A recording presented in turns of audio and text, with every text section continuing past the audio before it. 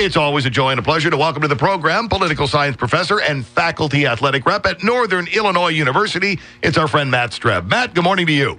Hey, Riley, how's it going? It's going very well this morning, Matt. How are you?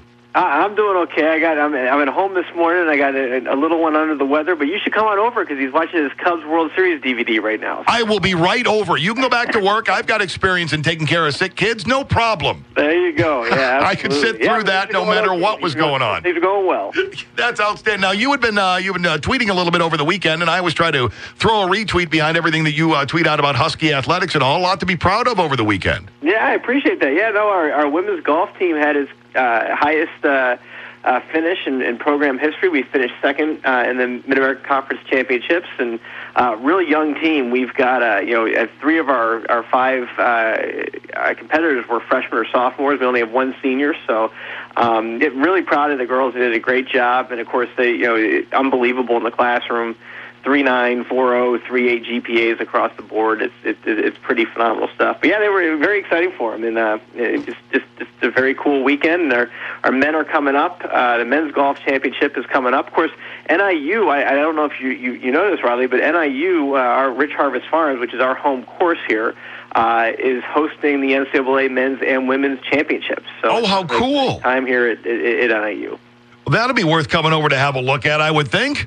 Absolutely. No, it's kind of a neat thing for the university and for our golf program. So, yeah, all sorts of good stuff. We got baseball and softball and tennis and everything under the sun going on right now. And, the weather's been gorgeous, right, for baseball the last couple of days. And so, yeah, things are good over here. Well, and the thing that I enjoy seeing when you tweet those things out is the faculty athletic rep. You have so much to be proud of, and you rightly so pointed out the academics. When you were naming off, some of the grade point averages of these athletes who have a mountain of schoolwork to do, along with unbelievable practice schedules, the fact that they can keep it all together like that should be a really big point of pride.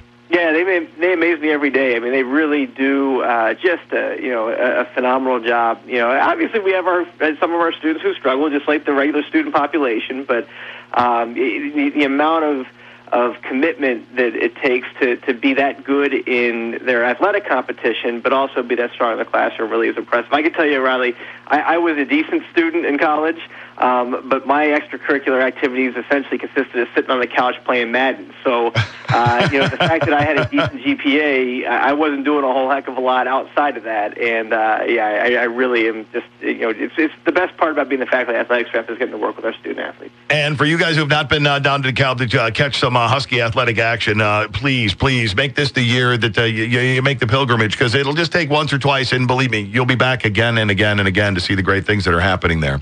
All right, let's move over into the world of politics. It's better with the target-rich environment that we have going on here. What's tops on your radar this morning? Well, what's leaping out at you? Well, obviously, the 100 days of President Trump is here, and there's an article, an op-ed piece in the New York Times this morning by David Leonhardt, who was arguing that this is the least successful 100 days, and since we started documenting 100 days, right, which goes back to Franklin Roosevelt.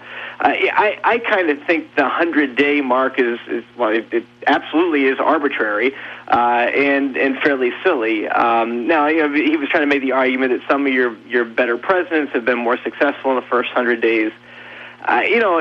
It has been a rocky start in many ways for President Trump. There's no doubt about that. And, he's got his tax plan that, we can have kind of a draft of coming out here. He's going to certainly take a lot of heat for the fact that his own personal businesses will probably benefit from the tax plan. Whether it's a good tax plan or not, I'm not an economist, but it certainly is something that has the potential to pass a Republican-controlled Congress. But, of course, the one concern is that I think Republicans have even said is we're not sure where we're going to make up the revenue that could be lost. And there's questions about how much the tax cuts, will be offset by, additional spending and in terms of the spark of the economy. So tax reform is really, really hard to do, Riley. I mean, it's one of the most difficult things to change because there are so many interests, and I guess I'll use the word special interests that have stuff at stake. And to really comprehensively simplify the tax code, to change the tax code, there's a lot of people, you like your home mortgage deduction, all that type of thing, right?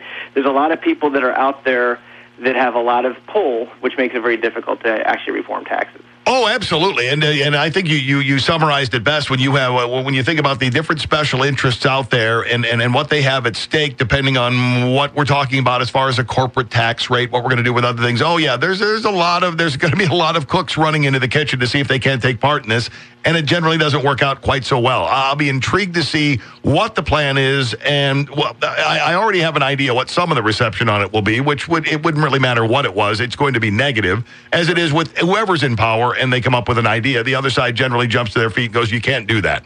Yep. So we'll have to see what we can do and what we can't do. You got Trump's money guy coming out this morning saying it'll be the biggest tax cut in American history.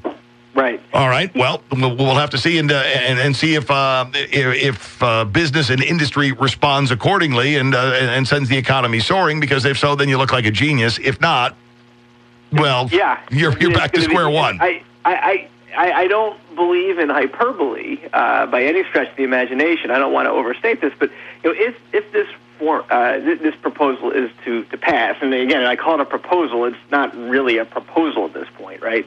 But if whatever he's going to put forward is to pass, this could have a huge impact on whether he's reelected or not, because you're exactly right. If the economy does well, now, of course, the economy could be doing well, and it may not be because of the tax cut, right? I mean, there's always, but nonetheless, the perception even is if the economy is doing well, President Trump will benefit from it.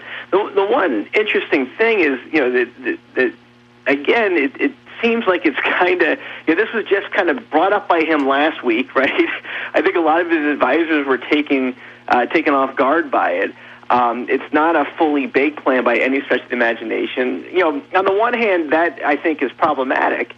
On the other hand, as you well know, you're going to put together a proposal, and that is one of the reasons why President Obama essentially let the Congress write Obamacare, right? Because you're going to put together a proposal, and that proposal is going to go in the black box of Congress, and it's going to come out looking a whole lot different than what came in. And so a lot of times what you see presidents do is try to set some parameters. Here are the things that I really, kind of these broad parameters that I really want done. Now, the devil's always in the details, but I'm going to let Congress figure out those details.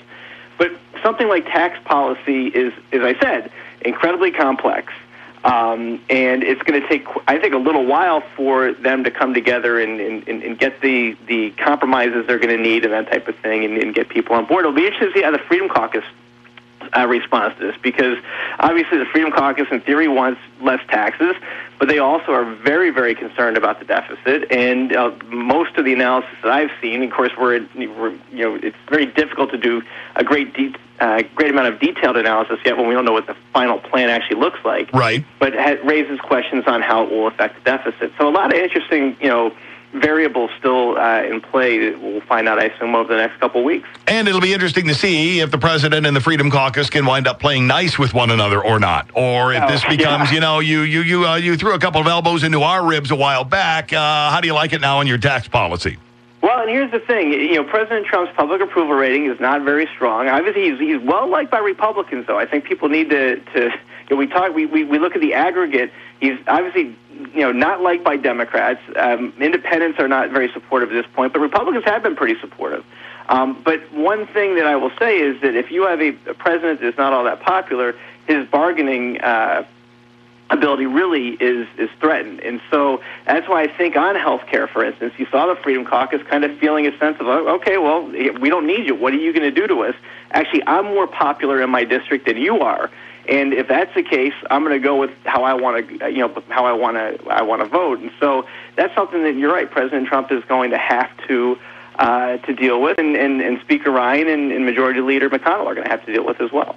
It'll be interesting to see because there's been a big knock on the speaker for being unable to corral and marshal his people in one direction or the other, or things wind up getting thrown into a blender when they wind up in the speaker's office. We'll see how smoothly this one is handled because he's got a lot riding on it too. Oh, you're right. I think that's a great point, Riley. I mean, yeah, obviously President Trump has a lot riding on this.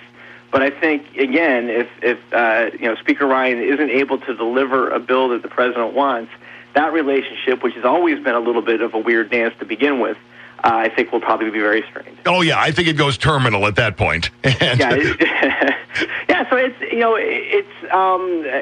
been an interesting 100 days. That's for sure. I'm always somewhat skeptical. People that say this is the best 100 days, or the best president, or the worst. I think at the end of the day, he's going to be evaluated probably at the midterm. Right now, it doesn't look very good for the party. There's still a lot of time left, obviously, and then he'll have an opportunity to run in 4 years. And there are times when we've left people for dead politically that have come back and been reelected. Bill Clinton is the classic example of that, right? So, it's been I think a rough start in many ways for President Trump. And I think a lot of this has to do. Some of it has to do with him, right? Some of it has to do with his personality is a little bit different. Some of it has to do with the fact that I really he didn't understand what it takes to govern, right? And I know that we like the idea of outsiders coming into Washington and shaking it up. There may very well be some truth to the fact that that's a good thing. But at the end of the day, you have to understand that governing is complex. It's not like running a business. It's a much different environment that you're in, and it takes even seasoned people, governors who have run states. Who have experience governing, right? Even when they go to D.C., it takes them a while to figure out how the process works. And when you've surrounded yourself with a lot of outsiders as well as he has, it's really difficult, I think, to get your sea legs underneath you. So, I think, the first 100 days, part of the problem is he set up this incredible expectation for the first 100 days, right? So in some ways, this is the problem of, you set up these high expectations you can't deliver, and you're in some trouble.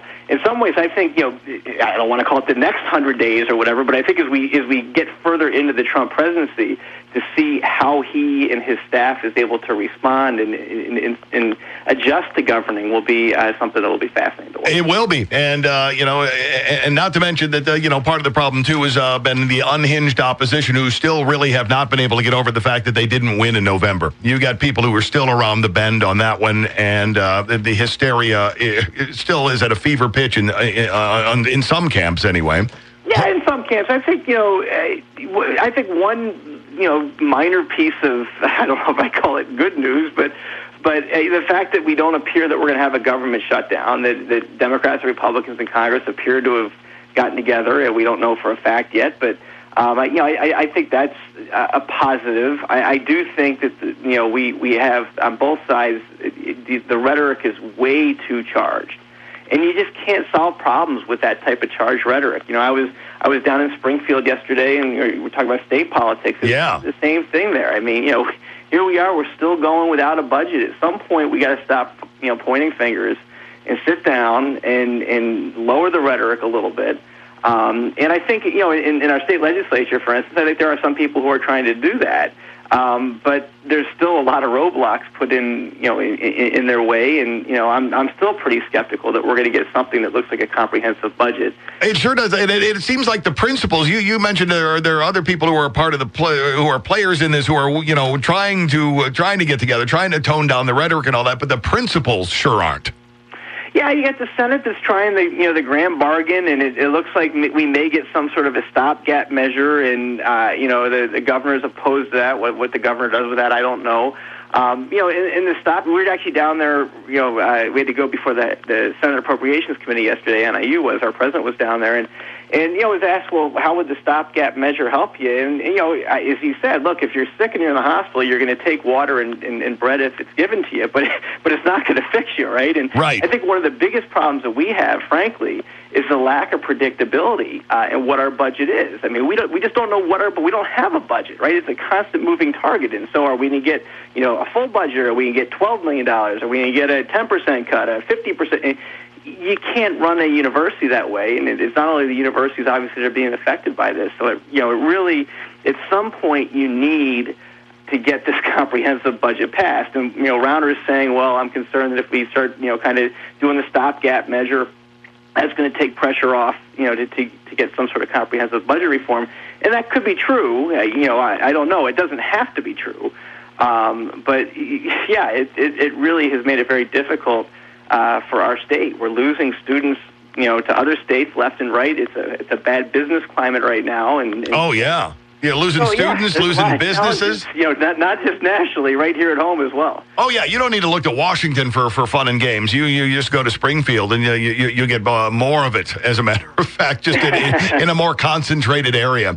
Matt, as always, I appreciate your time greatly. Let's see, we talk again, not next week, but the week after. Am I right? That's right. Yeah, absolutely. Yeah, finals week. So. Oh, outstanding. Hey, and I hope the child care goes well for you today, and I hope everybody's feeling better. All right. Hey, Riley, have a great one, and go Huskies. Thanks, Matt. There's Matt Streb, political science professor and faculty athletic rep at NIU.